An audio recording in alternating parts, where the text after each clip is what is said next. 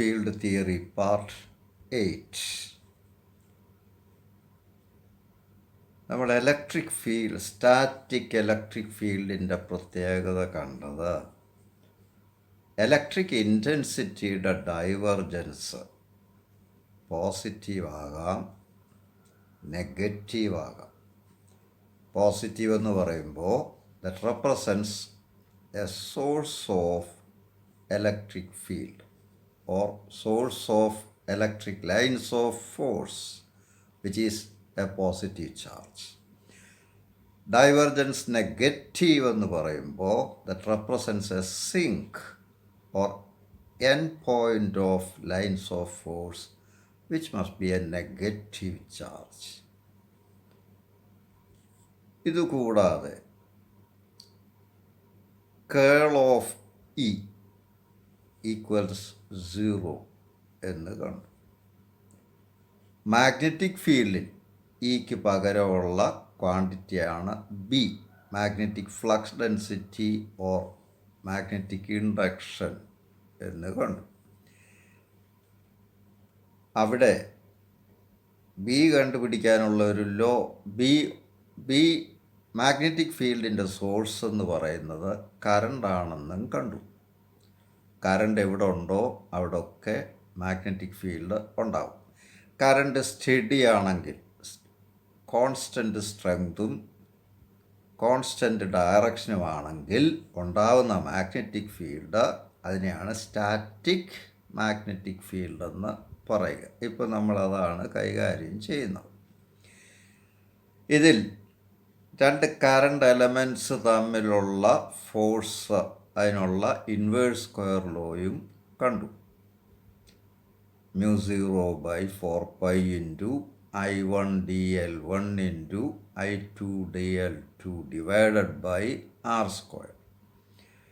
അതിൽ I dl അതിനെ നമുക്ക് പോൾ സ്ട്രെങ്ത് എന്ന് വേണമെങ്കിൽ പേര് കൊടുക്കാം. മാഗ്നറ്റുമായിട്ട് അതിനെ താരതമ്യം ചെയ്താൽ അവിടെ യൂണിറ്റ് ആംപിയർ മീറ്റർ. ഇനിയിപ്പോൾ മാഗ്നറ്റിക് ഫീൽഡിൻ്റെ സ്ട്രെങ്ത് ബി, കറണ്ടാണ് മാഗ്നറ്റിക് ഫീൽഡിൻ്റെ സോഴ്സ് എന്ന് പറയും. അപ്പോൾ ഈ ഫീൽഡ് സ്ട്രെങ്ത് ബി കണ്ടുപിടിക്കാനുള്ള ഒരു ബേസിക് റൂളുണ്ട്, ദറ്റ് ഈസ് ബയറ്റ്-സാവാർട്സ് ലോ. ഇതൊരു കറണ്ട് എലമെൻ്റാണ് ഐ ഡി എൽ. ഇതിന് ചുറ്റും ഒരു മാഗ്നറ്റിക് ഫീൽഡുണ്ട്. Strength of that field at a point P distant R from the centre of the element. According to Biot's law, the strength of the field is D B equals μ0/4π into I D L sine alpha by R square.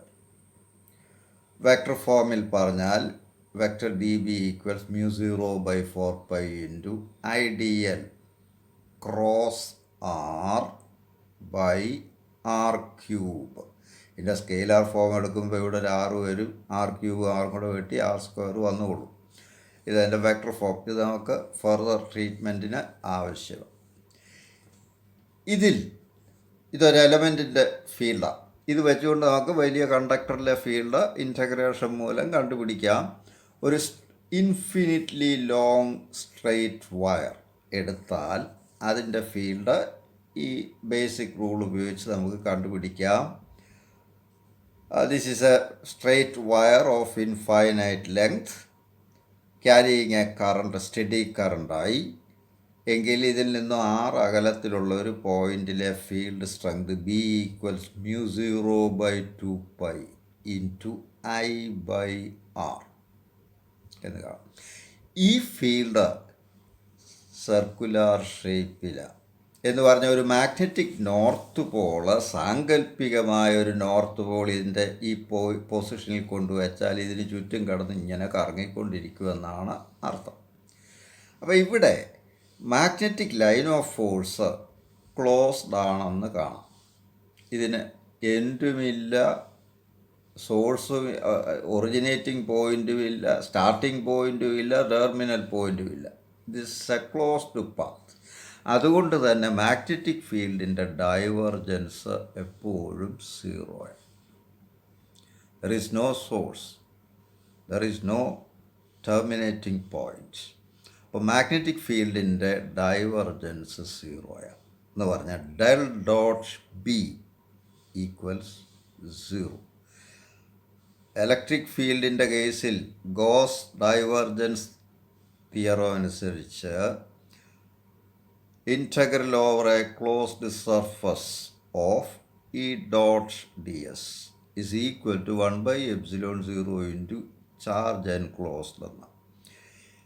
ഇവിടെ അതിൻ്റെ സ്ഥാനത്ത് surface integral of B over a closed surface is always zero.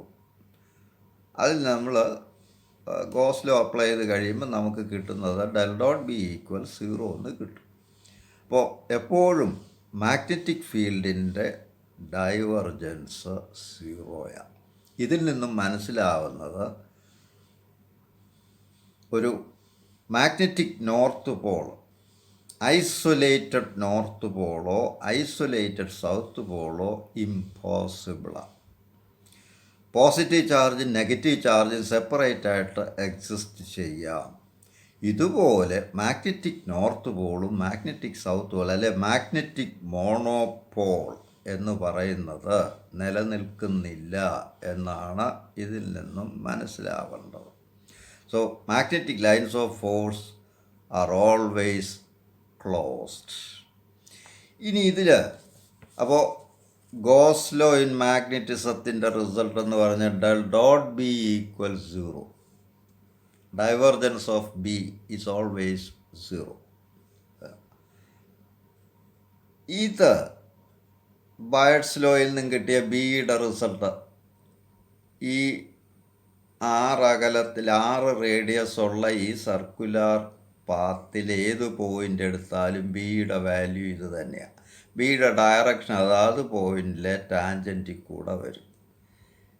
ഇതൊന്ന് cross multiply ചെയ്യുക. ഇപ്പോൾ B into 2πr equals μ0 I. 2πr എന്ന് പറഞ്ഞാൽ circular പാത്തിൻ്റെ ലെങ്താണ്. അപ്പോൾ ബി ഇൻറ്റു ഒരു ക്ലോസ്ഡ് പാത്തിൻ്റെ length is equal to μ0 I. ഇതിനെ ഇൻറ്റഗ്രൽ ഫോമിൽ എഴുതിയാൽ നമുക്ക് ജനറലൈസ് ചെയ്ത് എഴുതുമ്പോൾ line integral over a closed path of B dot D L, അതിൻ്റെ ഒരു സ്പെഷ്യൽ കേസായത്, ഈസ് ഈക്വൽ ടു μ0 I. ഇതിനെയാണ് ആംപിയേഴ്സ് സർക്യൂട്ടൽ ലോ എന്ന് പറയുക. അപ്പോൾ ഒരു ക്ലോസ്ഡ് പാത്തിൻ്റെ ലൈൻ ഇൻറ്റഗ്രൽ ആ ക്ലോസ്ഡ് പാത്തിനുള്ളിൽ കൂടെ കടന്നു പോകുന്ന കറണ്ടിൻ്റെ μ0 ടൈംസ് ആണെന്നാണ് ഈ റിസൾട്ട് പറയുന്നത്. സത്യത്തിൽ ഇത് ബയർഡ്സ് ലോയുടെ ഒരു എക്സ്റ്റൻഷനാണ്. ഇതിനകത്ത് അത്ഭുതപ്പെടാനൊന്നുമില്ല. കറണ്ട് എവിടെ ഉണ്ടോ അവിടെ മാഗ്നറ്റിക് ഫീൽഡ് ഉണ്ടെന്നേ അതിന് അർത്ഥമുള്ളൂ. കറണ്ടിന് ചുറ്റും ക്ലോസ്ഡ് പാത്തിലാണ് മാഗ്നറ്റിക് ഫീൽഡ് എന്നുമേ ഇതിനർത്ഥമുള്ളൂ. അപ്പോൾ ഇതിനകത്ത് പുതുമയായിട്ടൊന്നുമില്ല. അപ്പോൾ ആംപിയേഴ്സ് സർക്യൂട്ടൽ ലോ എൻ്റെ സ്റ്റേറ്റ്മെൻറ്റ് ഇങ്ങനെ പറയാം: integral over a closed path of B dot D L or line integral of magnetic flux density over a closed path is equal to μ0 times the current crossing the surface enclosed by the path. ഇനി current density J എന്നിരിക്കട്ടെ. Current density എന്ന് പറഞ്ഞാൽ current passing through unit area എങ്കിൽ current density എപ്പോഴും ഒരു വെക്ടറാണ്. കാരണം ഒരു പോയിൻറ്റിലെ current strength per unit area അതിന് ഡയറക്ഷൻ ഉണ്ട്, പ്രധാനപ്പെട്ടതാണ്. അപ്പോൾ ഏതെങ്കിലും ഒരു പോയിൻറ്റിന് ചുറ്റുമുള്ള യൂണിറ്റ് ഏരിയയിൽ കൂടി കടന്നു പോകുന്ന കറണ്ട്, അത് കറണ്ട് ഡെൻസിറ്റി ജെ, ആ സർഫസിന് യൂണിറ്റ് ഏരിയയ്ക്ക് പെർപെൻഡിക്കുലറായിട്ട് പോകുന്ന കറണ്ട് എടുക്കുമ്പോൾ നമ്മൾ ജെ ഡോട്ട് ഡി എസ് എന്നെടുക്കും. കറണ്ട് ഏതെങ്കിലും ഒരു ഏരിയ എടുത്തു കഴിഞ്ഞാൽ ഏരിയ ഈ കറണ്ട് ഡെൻസിറ്റിയും തമ്മിൽ ചരിഞ്ഞായിരിക്കാം. അപ്പോൾ സർഫസിന് പെർപെൻഡിക്കുലറായിട്ടുള്ള കറണ്ട് ഡെൻസിറ്റി പറയുമ്പോൾ J D S cos theta എന്ന് പറയും. അപ്പോൾ അല്ലെങ്കിൽ ജെ ഡോട്ട് ഡി എസ്. എങ്കിൽ total current over a surface S I equals surface integral of J dot D S എന്ന് പറയാം. അത് ഇവിടോട്ട് സബ്സ്റ്റിറ്റ്യൂട്ട് ചെയ്യാം. അപ്പോൾ ചുരുക്കത്തിൽ integral over a closed path of B dot D L is equal to mu 0 into ഐക്ക് പകരം surface integral of J dot D S.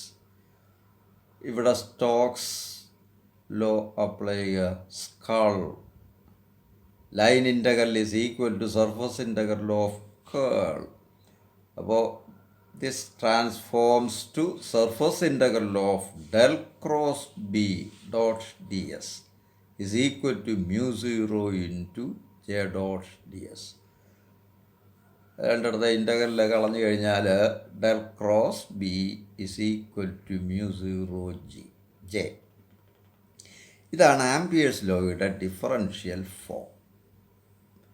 ഇവിടെ ഇലക്ട്രിക് ഫീൽഡിൻ്റെ കേസിൽ ഈ ഇൻറ്റൻസിറ്റി അത് സറൗണ്ടിങ് മീഡിയത്തിനെ ഡിപ്പെൻഡ് ചെയ്യുന്ന ഫാക്ടർ. അവിടെ മീഡിയത്തിനെ ഡിപ്പെൻഡ് ചെയ്യാത്തൊരു ക്വാണ്ടിറ്റി നമ്മൾ ഉണ്ടാക്കി, അതാണ് electric displacement. D is equal to epsilon into E.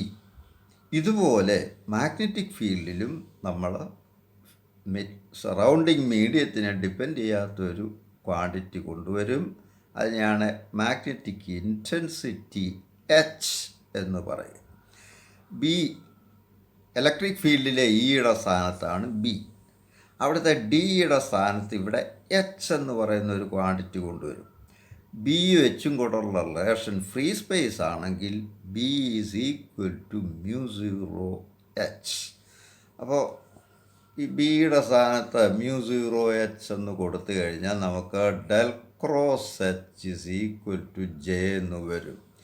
This is Ampere's law for a steady current. Ampere's law for a static magnetic field അല്ലെങ്കിൽ Ampere's law for a steady current. ഇനി ഇതിൽ നിന്നുള്ള ചർച്ചകളാണ് മുന്നോട്ട് പോകേണ്ടത്. ഇത് കുറച്ച് പരിചയമുള്ളതുകൊണ്ട് ഞാനൊന്ന് ഓടിച്ചു വിട്ടു എന്ന് മാത്രമേ ഉള്ളൂ. ഇതുമായിട്ട് ബന്ധപ്പെട്ട് ധാരാളം ചർച്ച ചെയ്യാനുണ്ട്. മാഗ്നറ്റിക് ഫീൽഡ് അത് അടുത്ത പോസ്റ്റിങ്ങിൽ ചെയ്യും.